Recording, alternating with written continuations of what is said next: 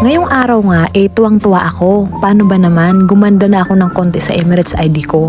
Nakailang ID na din kasi ako, ngayon lang ako gumanda ng konti. Pumunta nga ako dito ngayon sa isang telecom para sa registration renewal ng aking SIM card. Sana ganito na din sa atin sa Pilipinas kadali, no? Yung isasaksak mo lang ang ID mo sa lahat ng mga transactions mo. Tapos yun na yun, tapos na, wala nang iba pang hahanapin. Parang siya, hindi na naghahanap ng iba.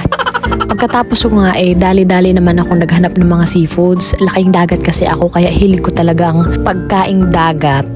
Kaso mga mahal nga lang talaga dito. Kailangan mo talaga maghanap ng mura kasi syempre kailangan din natin magtipid minsan. Ay hindi pala minsan, palagi. Ito nga yung nahanap ko, ang isa sa pinakamurang isda dito ay yung galunggong. Yun na yung kinuha ko.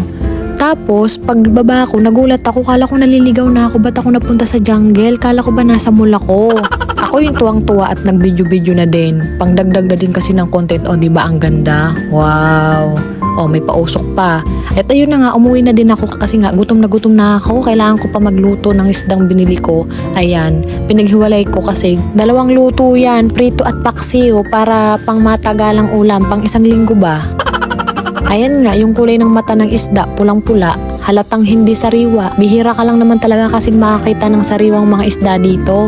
At ayan nga po, yung nilagay kong suka dyan sa aking paksiw ay dato puti. Mas maasim pa sa kilikili ng jowa mo. Made in the Philippines, mahalin ang sariling atin.